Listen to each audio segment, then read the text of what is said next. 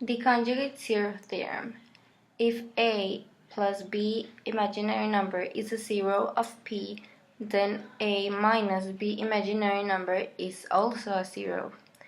If a plus radical b is a zero of p, then a minus radical b is also a zero. In the example we're going to see, you can see that the first term has a degree of 4, which means there are 4 zeros, but they're only given us 3, which is 1 plus radical 10 with a multiplicity of 2, and 1 minus radical 10. So in this case, we have 3 zeros, and we need to find the other one. And the theorem says that for each radical number, there must be a conjugate pair. In this case, we already have one pair, which is 1 plus radical 10 and 1 minus radical 10, and we're missing the pair of the other 1 plus radical 10.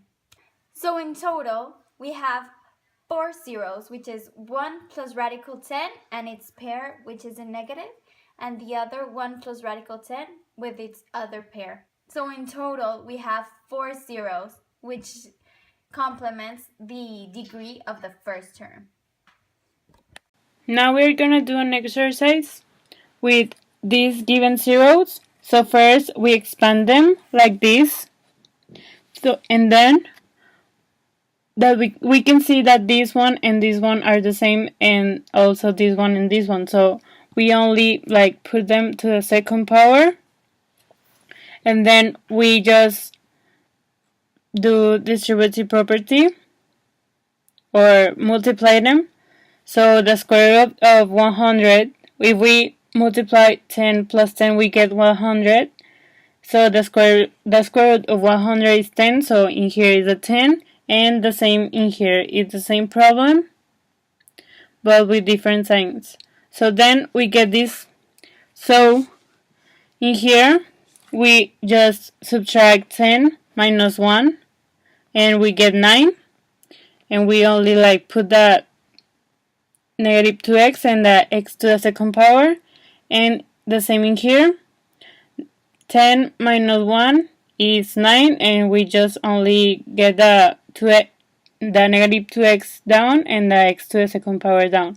So then we will do distributive property in here in these two problems. So the first one is this one. So x to the second power plus x to the second power is x to the fourth power. Then x to the second power plus 2x plus negative 2x is negative 2x to the third. Then x to the second power plus negative 9 is negative 9x to the second power.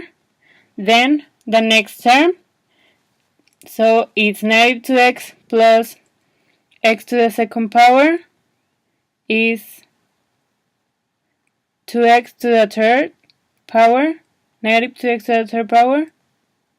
Then negative 2x plus negative 2x is 4x to the second power. Then negative 2x to the plus negative 9 is 18x. Then the next term, that is the negative 9, is negative 9 plus x to the second power is negative 9 to the second power. Then negative 9 plus negative 2x is 18x. And the last step is negative 9 plus negative 9, that is 81. So in here we will do like terms. So x to the fourth power doesn't have another like term, so we leave it like that.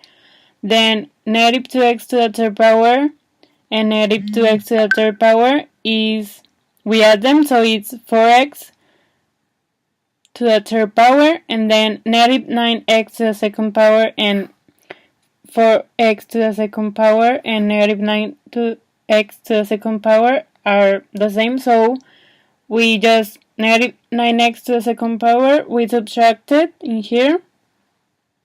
So we get 5x to the second power.